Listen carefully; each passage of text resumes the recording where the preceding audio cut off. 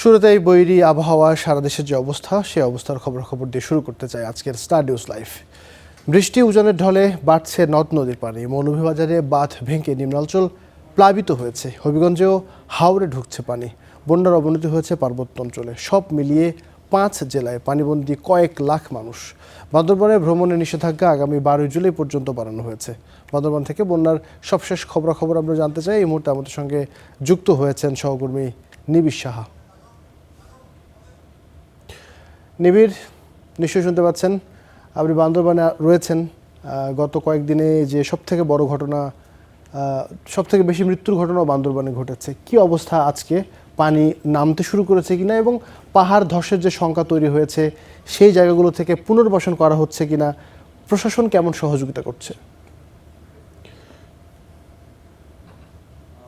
আবির, গত পরশু রাতে যে পাহাড় ধসের ঘটনাটি ঘটেছিল সে ঘটনায় কিন্তু 5 জন নিহত হয়েছিল। গতকাল রাতেও কিন্তু আসলে মুষলধারে প্রায় 2.5 ঘন্টা যাবৎ কিন্তু বৃষ্টি হয়েছে, ভারী বৃষ্টিপাত হয়েছে। তবে এখন পর্যন্ত আমাদের কাছে নতুন করে পাহাড় ধসে মৃত্যুর কোনো খবর কিন্তু আমাদের কাছে নেই। এটি একটি ভালো খবর। সেই সাথে জানিয়ে রাখি যে নদ নদীর পানি সেটি কিন্তু এখনও কমতে শুরু করেনি। তেমন আমরা বান্দরবনের বিভিন্ন এলাকায় ঘুরেছি, বান্দরবন সদর উপজেলার বিভিন্ন এলাকায় ঘুরেছি এবং অনেকেই কিন্তু বলছেন যে আসলে পানি আগে যা ছিল খানিকটা বেশি পানি তাদের মনে হচ্ছে, খানিকটা বেশি পানি বাড়ছে এবং টানা 2 থেকে 3 দিন যাবৎ কিন্তু তারা কম বেশি এই পানির বন্দী হয়ে রয়েছেন, যার কারণে অনেক এলাকাতেই কিন্তু আসলে থাকার মতো কোনো অবস্থা নেই। তারা অনেকেই সদর উপজেলা সহ আশপাশের যে উপজেলাগুলো রয়েছে বন্যা দুর্গত সেসব এলাকার যে আশ্রয় কেন্দ্রগুলো রয়েছে সেই আশ্রয় কেন্দ্রগুলোতে তারা আশ্রয় নিয়েছেন। সেই সাথে জানিয়ে রাখি যে স্থানীয়দের মধ্যে যে অভিযোগটি রয়েছে যে এখনও বন্যা দুর্গত বিভিন্ন এলাকায় যেহেতু টানা কয়েকদিন যাবৎ পানিবন্দী হয়ে থাকার কারণে কিন্তু আসলে সেখানে বিশুদ্ধ পানির একটি সংকট দেখা দিয়েছে। পাশাপাশি অন্যান্য যে শুকনা খাবার কিংবা ত্রাণ সহায়তা এসবের কিন্তু আসলে সংকট দেখা দিয়েছে। তো স্থানীয়দের যেটি অভিযোগ যে স্থানীয় প্রশাসনের পক্ষ থেকে কিংবা জেলা প্রশাসনের পক্ষ থেকে কিংবা সরকারি কোনো ত্রাণ সহযোগিতা কিন্তু অনেক এলাকাতেই পৌঁছায়নি, এমন অভিযোগ তারা করেছেন। তো সব কিছু মিলিয়ে কিন্তু এখন পর্যন্ত আমরা দেখছি যে বান্দরবনের যে সাঙ্গু নদীর পানি সেটি বিপদসীমার বেশ খানিকটা উপর দিয়ে প্রবাহিত হচ্ছে। পাশাপাশি মাতামুহুরী নদীর পানি সেটিও বেশ খানিকটা উপর দিয়ে প্রবাহিত হচ্ছে। সেই সাথে আমি গতকাল যখন এই বান্দরবনে ঢুকেছি তখন কিন্তু দেখেছি যে বান্দরবনের সাথে কিন্তু চট্টগ্রামের যে সড়ক যোগাযোগ পথ সেই সড়ক পথ কিন্তু মোটামুটি বলা যায় যে পুরোটাই কিন্তু বন্ধ হয়ে গেছে। যে সংযোগ সড়ক রয়েছে সেই সংযোগ সড়কের ওপর দিয়ে পানি প্রবাহিত হওয়ার কারণে কিন্তু সেখানে ভারী কোনো যানবাহন কিংবা ছোট যে যানবাহনগুলো সেগুলো কিন্তু প্রবেশ করতে পারছে না, যার কারণে বলা যায় যে এক কথায় যোগাযোগ বিচ্ছিন্ন অবস্থায় রয়েছে এই বান্দরবন এখনও চট্টগ্রাম থেকে। সেই সাথে এখনও কিন্তু আসলে আমরা দেখছি যে উঁচু যে এলাকাগুলো রয়েছে সেই উঁচু এলাকাগুলোতে কিন্তু আসলে পানি না উঠলেও কিন্তু আসলে নিচু যে এলাকাগুলো রয়েছে সেই নিচু এলাকাগুলোতে কিন্তু আসলে পানি উঠেছে। কোথাও কোথাও অর্ধেকাংশ ডুবে গেছে, আবার কোথাও আমরা দেখেছি যে পুরোপুরি ডুবে গেছে। কিছুক্ষণ আগে আমি একটি এলাকা থেকে ঘুরে এসেছি, সেখানে দেখেছি যে আসলে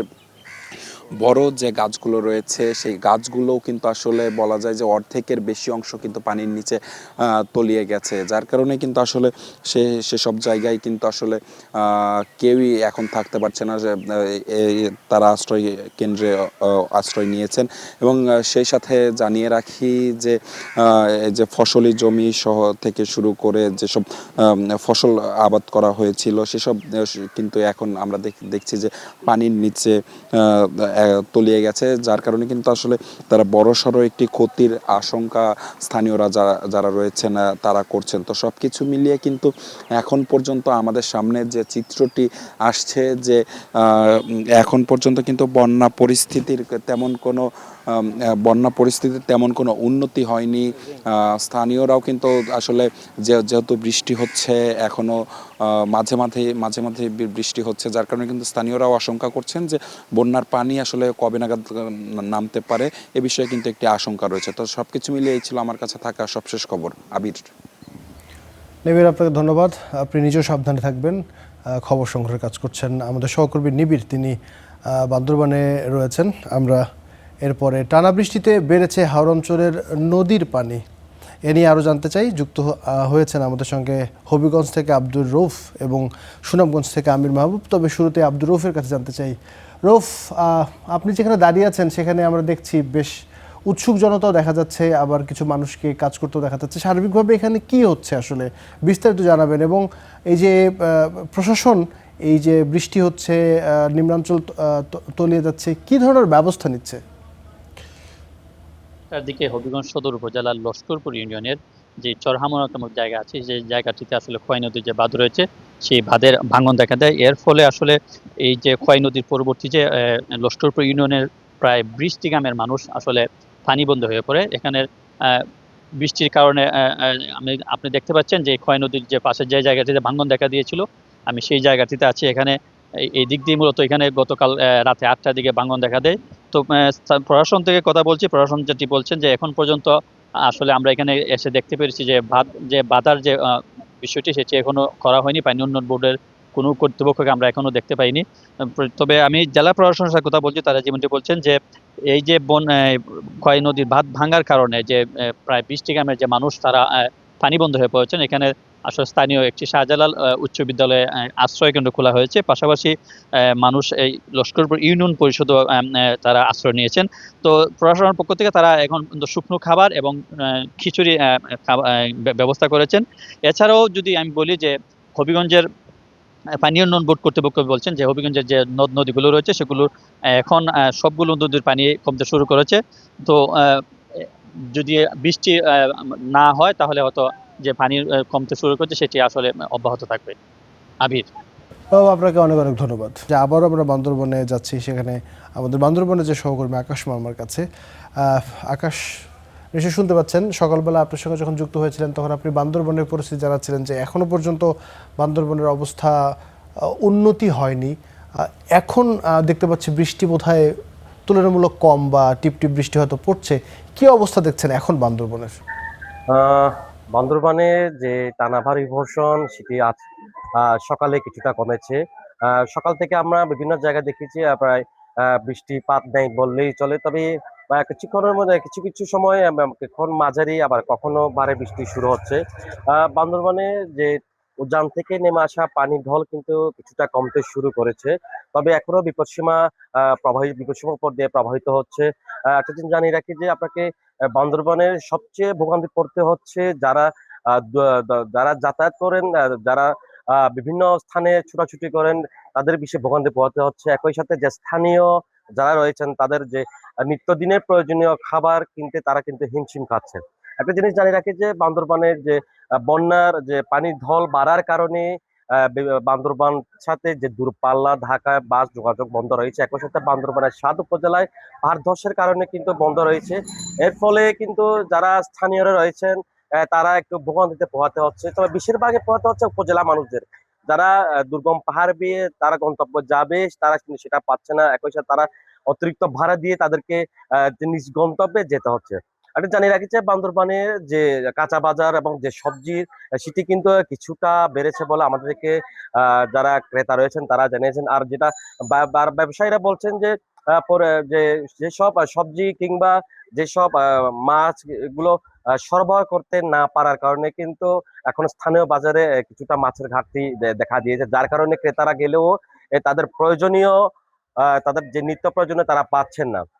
বান্দরবানে যেহেতু পানি কমতে শুরু করেছে সেহেতু এখনো কিছু কিছু নিচু অংশ কিন্তু এখন নিম্নাঞ্চল পানিতে বন্ধ রয়েছে। তার মানে সেখানে রয়েছে শেরে বাংলা নগর, মেম্বার পাড়া, আর্মি পাড়া, সেসব কিন্তু এখনো নিম্নাঞ্চল প্লাবিত হয়েছে। এখনো ঘর থেকে কিছুটা পানি কমেছে। তবে এখনো আশ্রয় কেন্দ্রে যারা রয়েছেন তারা কিন্তু এখনো ঘর মুখে হচ্ছেন না, এবং আশ্রয় কেন্দ্রে যারা রয়েছে তাদেরকে প্রশাসনের পক্ষ থেকে যা প্রয়োজনীয় খাবার, তারপর ত্রাণ সামগ্রী পাঠিয়ে দেওয়া হচ্ছে। একই সাথে যেসব দুর্গম এলাকা রয়েছে সেখানেও কিন্তু প্রশাসনের পক্ষ থেকে তাদেরকে খাবার, প্রয়োজনীয় সামগ্রী দেওয়া হচ্ছে। সব মিলিয়ে বলা চলে যে বান্দরবানে যে 23 সালের বন্যা, ভয় বন্যা, সেটি কাঁপতে না কাঁপতেই এই 2026-এ এসে আবার সে বন্যা রূপ নেওয়ার কারণে এখানকার যে সাধারণ মানুষ রয়েছে তারা কিন্তু খুব বিপদগ্রস্ত হয়ে পড়েছে, যার কারণে এরা উঠে দাঁড়াতে কিছুটা সময় লাগবে। একই সাথে বান্দরবানের যে কেন্দ্র বন্ধ রয়েছে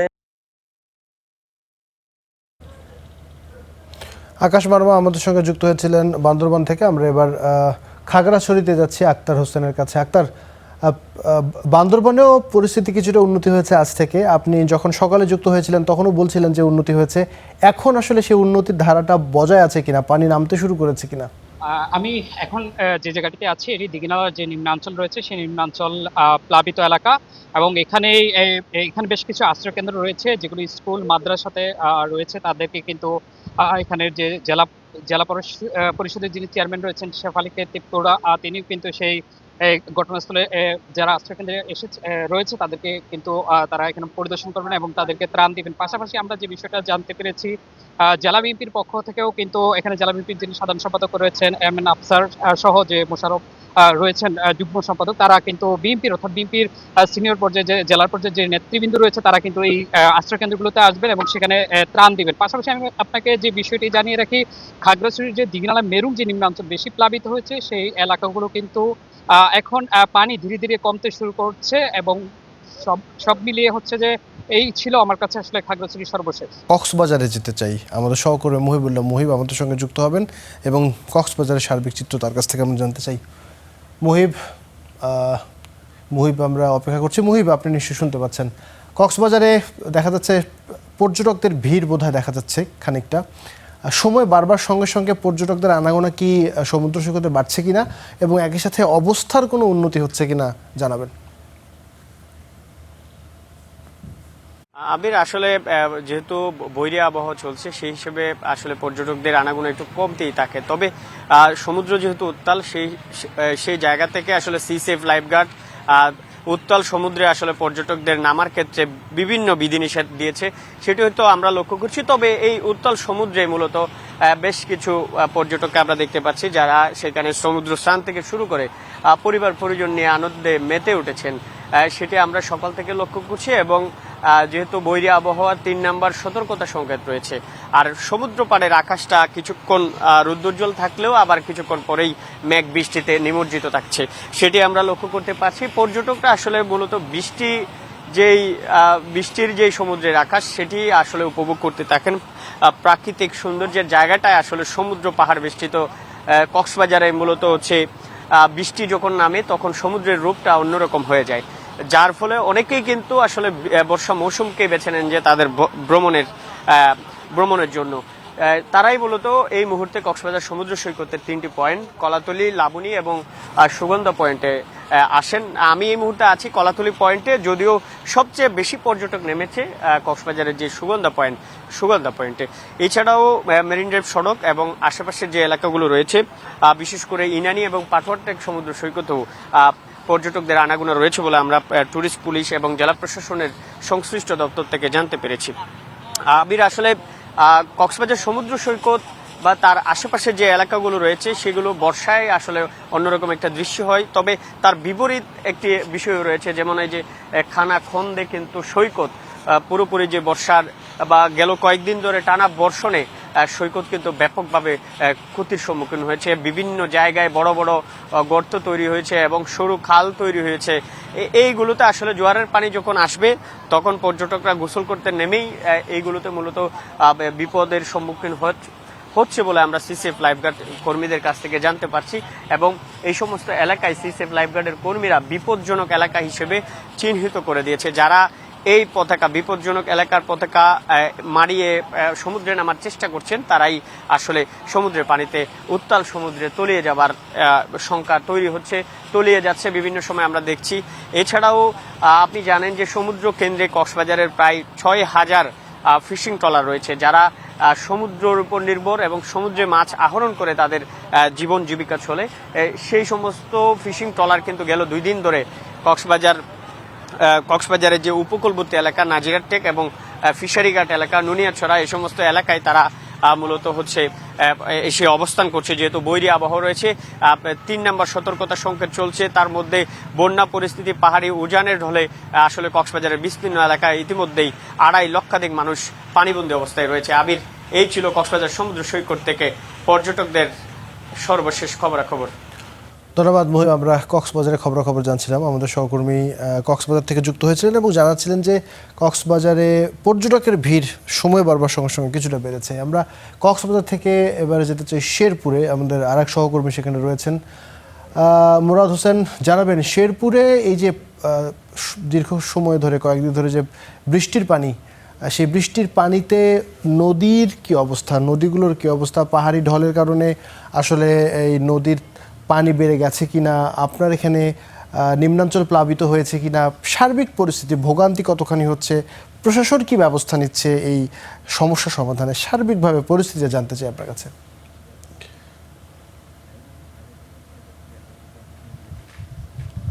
ধন্যবাদ। আসলে আপনি যেমনটি বলছিলেন, গত পরশু রাত থেকে সকাল পর্যন্ত টানা বর্ষণ বৃষ্টির কারণে কিন্তু শেরপুরের যে নদ নদীগুলো রয়েছে সেগুলো ভরে যায়। বিশেষ করে ভারতের মেঘালয় রাজ্যের যে পানিগুলো, পাহাড়ের সমতল ভূমির যে পানিগুলো, সেগুলো কিন্তু শেরপুরের যে নদ নদীগুলো রয়েছে সেই দিক দিয়ে প্রবাহিত হয়, যার কারণে কিন্তু শেরপুরের নদ নদী উজানে ভারতে একটু বৃষ্টি হলেই কিন্তু ভরে যায়। কিন্তু গত কাল দুপুর থেকে এই পর্যন্ত কোনো বৃষ্টি না দেখা দেওয়ায় কিন্তু আমরা দেখেছি যে নদীর তীরবর্তী মানুষদের মাঝে স্বস্তি ফিরে এসেছে। কিন্তু বিশেষ করে নিম্নাঞ্চলে যারা রয়েছে তারা কিন্তু ব্যাপক ভোগান্তিতে পড়েছে। আমরা দেখেছি যে যেগুলো অঞ্চলগুলো নিচু, সেই নিচু অঞ্চলগুলোতে আমার ক্যামেরায় হয়তো আপনি দেখছেন যে এখনো কিন্তু কিছু বাড়িঘর এখনো পানিবন্দী অবস্থায় রয়েছে। তবে এই শেরপুরের যে মূলত পাহাড়ি ঢল, এটিকে বন্যা বলা চলে না, কারণ কিছুক্ষণের মধ্যেই আসে, আবারও 2-3 ঘন্টা পরেই কিন্তু সেই পানিগুলো নেমে যায়, যার কারণে এটি কিন্তু তেমন একটি ক্ষতি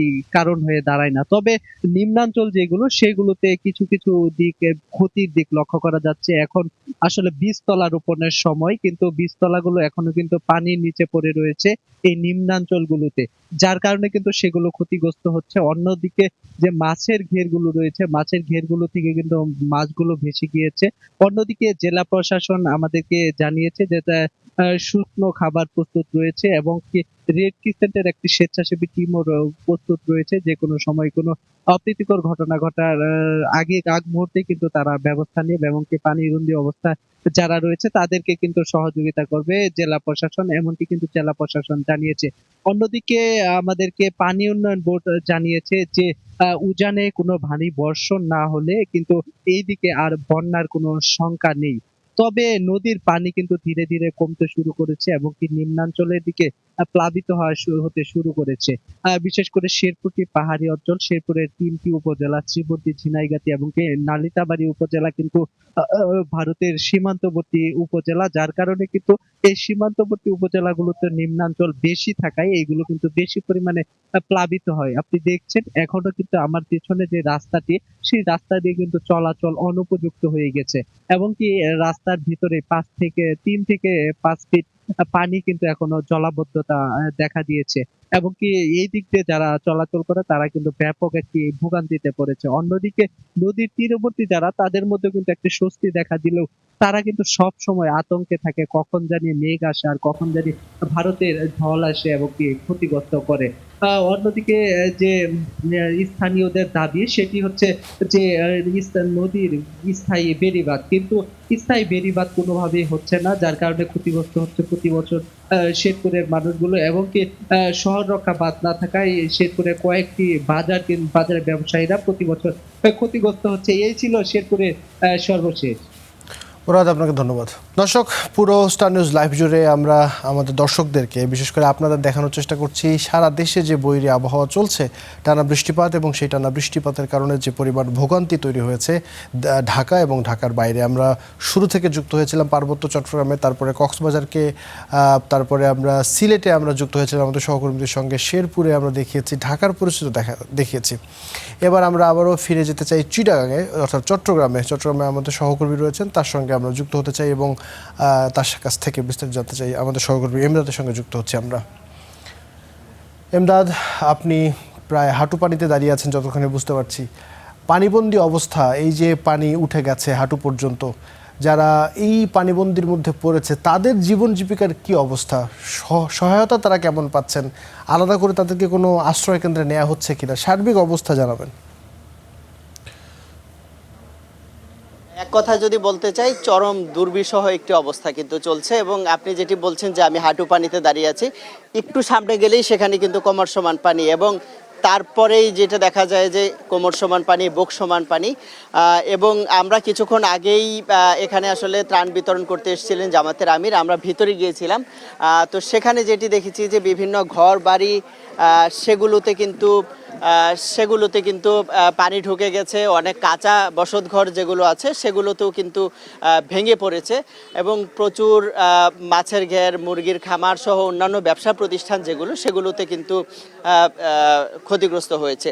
সব মিলিয়ে আসলে শত কোটি টাকারও বেশি ক্ষয়ক্ষতি সেটি বলা হচ্ছে, বাস্তবে সেই সংখ্যা হয়তো বা আরও বেশি। এবং আপনারা নিশ্চয়ই দেখছেন যে যারা লোকজন আছেন, এটি একটি পশ্চিম গুনাগুড়ি এলাকার বাঁশখালীর, এবং এই সড়ক দিয়ে ভিতরে যাদের বসতি আছে তারা নিত্য প্রয়োজনীয় যে জিনিসপত্র সেগুলো নিয়ে অন্য জায়গায় যাচ্ছেন, আশ্রয় নিতে যাচ্ছেন। কারণ 3 দিন ধরে একই পানিবন্দী অবস্থায় তারা আছেন। সেখানে খাবার পানির ব্যবস্থা নেই, বিশুদ্ধ খাবার পানির ব্যবস্থা নেই। দোকান থেকে হয়তোবা বোতলের পানি কিনতে খেতে হচ্ছে, যাদের সে সামর্থ্য নেই তারা বৃষ্টির পানি ধরে রেখে খেতে হচ্ছে। খাবার দাবার রান্না করার কোনো ব্যবস্থা নেই, দোকানপাট থেকে হয়তোবা বিস্কিট বা অন্যান্য শুকনো জিনিস সেগুলো খেতে হচ্ছে। তো সব মিলিয়ে আসলে যদি বলি যে চরম মানবিক বিপর্যয়কর একটি অবস্থা। তো এমন প্রেক্ষিতে আসলে যেটি আমরা দেখেছি যে আজকে 3য় দিন ধরে তারা পানিবন্দী, সেখানে আসলে সরকারি সহায়তা এখনও পর্যন্ত স্থানীয়রা আমাদেরকে যেটি বলেছেন তারা পাননি। তো জামাতের পক্ষ থেকে আমির এসেছিলেন, তিনি কয়েকটি পরিবারে দিয়ে গেছেন। বলা হচ্ছে যে বিকালবেলা এসে বাকি যারা ক্ষতিগ্রস্ত সব পরিবারকে দেওয়া হবে। শুধু এই এলাকাটি নয়, আমি একটু যদি জানাতে চাই যে চট্টগ্রামের সাতকানিয়া, লোহাগাড়া, চন্দনাইশ, উত্তর চট্টগ্রামের রাউজান, রাঙ্গুনিয়া, হাটহাজারী সহ বিপুল এলাকা কিন্তু প্লাবিত হয়েছে। এবং এই যে পানিবন্দী মানুষের যে দুর্ভোগ, সেগুলো বৃষ্টিপাত যদি না হয় নতুন করে, সেক্ষেত্রে আস্তে আস্তে কমবে, এবং দ্রুত সরকার যেন ব্যবস্থা গ্রহণ করে সেই দাবি কিন্তু বানভাসী মানুষ জানিয়েছেন। ধন্যবাদ এমদাদ। আমরা চট্টগ্রাম থেকে বান্দরবানে যাচ্ছি, আমাদের সহকর্মী নিবিড় রয়েছেন। নিবিড়কেও দেখতে পাচ্ছি হাঁটু পানিতে দাঁড়িয়ে রয়েছেন এবং একটা পানিবন্দী অবস্থার মধ্যে রয়েছেন, আশপাশে যারা রয়েছেন। নিবিড়, জানাবেন যারা এই যে পানিবন্দির মধ্যে যারা পড়ে গেছেন তাদের কি অবস্থা, মানে তাদের খাবারের কি অবস্থা, সুপেয় পানির সংকট আছে কিনা, আর এই সংকটগুলো সমাধানে স্থানীয় প্রশাসন আসলে কতখানি সহযোগিতা করতে পারছে? আমি এখন আছি বান্দরবান সদর উপজেলার শেরেবাংলা নগর এলাকায়, এবং এইখানে যদি দেখাই এখনও কিন্তু হাঁটুর ওপর পর্যন্ত পানি রয়েছে। এবং এইখানকার যে ঘরগুলো রয়েছে, অর্থাৎ সবগুলো ঘরই কিন্তু আমরা দেখছি যে আসলে প্রত্যেকটি ঘরের ভেতরে কিন্তু এখন পর্যন্ত পানি রয়েছে। যদিও এখানকার স্থানীয়রা যারা রয়েছেন তারা আমাকে জানিয়েছেন যে কিছুক্ষণ আগে পর্যন্ত তারা এইখানকার পানি কিন্তু আসলে কমতে শুরু করেছিল। যদিও আসলে আবারও